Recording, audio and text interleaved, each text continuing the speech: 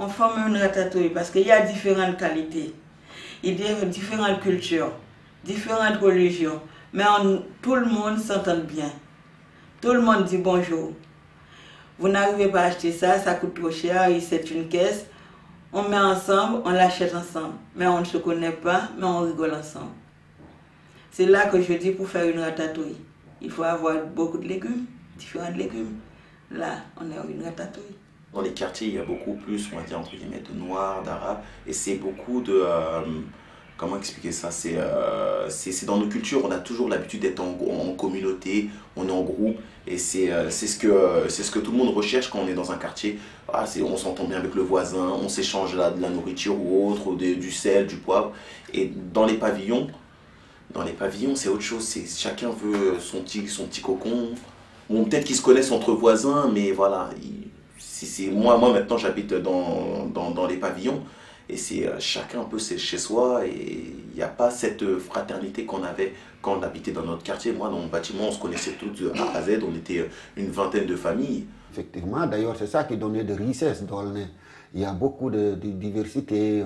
Toute la culture est là. Ça, c'est vraiment c'est que le monument estimable. Donc, ce qui fait que ces gens-là qui se trouvent, chacun amène son savoir-faire, chacun amène comment les façons de vivre, chacun ils puissent grouper ensemble, ils puissent travailler ensemble. Je pense que c'est bien. Je crois que c'est ça qui donnait de richesse de Aulnay. La population, elle est vraiment très mixée et donc les gens justement ils essayent d'échanger entre eux, de ne pas rester justement que dans leur entre gens de leur propre origine et donc ça favorise le métissage. Mais après ça dépend pas de la communauté, mais moi je pense que ça dépend plus de chacun, de la volonté de chacun. Mais dans mon vécu, moi je sais que j'étais copain de pays ou d'origines différentes. Donc pour moi il n'y a pas cette barrière-là. Je pense qu'on peut très bien vivre en ayant des cultures différentes. Je pense que la culture dans laquelle on est ne va pas avoir forcément un impact sur la relation qu'on a avec les autres. C'est quelque chose d'assez personnel en fait. Une fois qu'on est catalogué, qu'on est dans un camp, on y est presque prisonnier. C'est pour cela que je refuse de vivre dans la communauté des Noirs seulement. Moi, j'aimerais que la ville soit toute une communauté avec plusieurs couleurs. Voilà, c'est comme ça que je vois. Et donc, quand j'entends une association des Noirs, je n'y vais pas. Parce que je me dis, peut-être je suis noir de peau, mais peut-être je ne suis pas noir de cœur. Alors pourquoi voulez-vous que j'aille à tout prix rester cloisonné dans une prison? Et je ne la veux pas. Moi, en tout cas, là où je vous parle, hein, c'est très rare de m'appeler faire une réunion de conciliation entre les habitants, entre le voisin et le voisinage. Très rare, très rare. Bon, à part les jeunes, leur cas c'est à part. Oui, les jeunes, leur cas c'est à part. Mais entre le voisinage, bon, c'est vrai qu'il y en a toujours les autres qui veulent la musique, l'autre qui... oui, il y a ça. Mais ça ne crée pas de grands problèmes jusqu'à certains niveaux. Oui. C'est vrai qu'on ne dirait pas qu'il n'y en a pas, hein. Il y en a, hein. Parce qu'il y a des gens, oui, il faut savoir que oui, c'est la vie, quoi. Il faut des fois être tolérant, si vous pouvez. C'est mieux, c'est la vie, quoi. C'est la partie de la vie. Sur Aulnay, les populations sont tellement différentes qu'au final, il y a un vivre ensemble qui est réel, parce que les gens, malgré tout, comme vous avez expliqué tout à l'heure, vivent ensemble, etc. Mais c'est vrai que dans cette peur, et aujourd'hui, on est dans une situation où on a l'impression qu'il y a un choc comme ça des civilisations, où, voilà, il y a un climat qui est parfois un peu austère. Et ben c'est vrai que les gens ont tendance de plus en plus à se replier sur eux-mêmes, et ce qui est au final normal. Il y a les gens ont du mal à voir tout près de leur habitat, enfin pour ceux qui habitent un pavillon, une maison, de voir des immeubles se construire à côté de chez eux, c'est sûr que c'est inquiétant.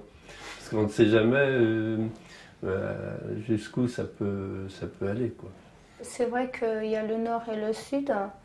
Dans le nord, vous ne trouverez pas beaucoup de Français. Hein. Donc moi, quand je suis arrivée, quand j'étais ici, il y avait quand même pas mal de familles françaises. Donc j'ai vu les familles françaises partir une par une, et il n'y a plus de familles françaises, peut-être un ou deux. Ils sont tous vers le sud. C'est vrai que de mon côté, je ne fais pas non plus peut-être d'efforts pour participer à des activités d'autres associations. C'est possible. On est un petit peu, on se retrouve entre personnes d'une même région, quoi. C'est vrai que c'est.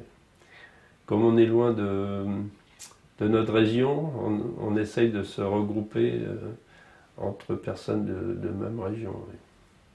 Ces dernières années, par exemple, on a ressenti de plus en plus, et il y a même des gens qui habitaient, par exemple, avant dans le nord et qui maintenant habitent dans le sud ou qui habitent ailleurs et qui ressentent, là je vous parlais par exemple de la division qu'il y a dans la ville, une vraie coupure par exemple entre Aulnay-Nord et Aulnay-Sud. Donc fatalement, cette coupure,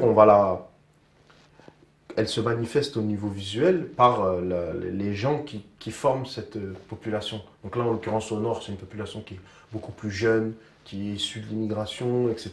Et une population au sud qui serait un peu plus traditionnelle, on va dire. Je pense que les gens des quartiers pavillonnaires ont du mal à rencontrer les gens des quartiers où il y a des immeubles. Qu'on peut appeler ça les cités, voilà. Donc il y a certainement, déjà de ce point de vue-là, il y a sûrement une barrière qui se fait.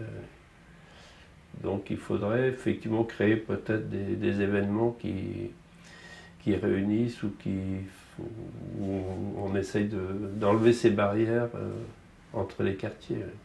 L'essentiel qu'on puisse trouver des vie conviviale ensemble, parce que c'est d'habitude de le dire. Les gens disent, ah non, non, ne faites pas dire ça. C'est dit qu'on a oublié, on a condamné de vivre ensemble. Donc c'est nous de trouver des solutions favorables, durables pour vivre ensemble. Nous donnons une bonne somme à nos enfants. Par exemple, en tant qu'adjoint, quand j'ai rencontré par exemple les anciens combattants, parce que c'est une association, maire adjoint Ahmed Lawedge, les anciens combattants, oui, ben, au départ il y avait on se regardait comme un chien de faïence, mais après, quand vous débattez, vous discutez, vous apportez des solutions, ah ben, il est bien lui. Hein, Donc voilà, donc c'est par l'intermédiaire de débats, c'est cette pédagogie qu'il faut qu'on amène, et c'est vrai que c'est très usant. Mais quand vous avez un engagement et que vous avez envie de faire pour vos concitoyens, à un moment donné, il faut prendre le taureau par les cornes et y aller.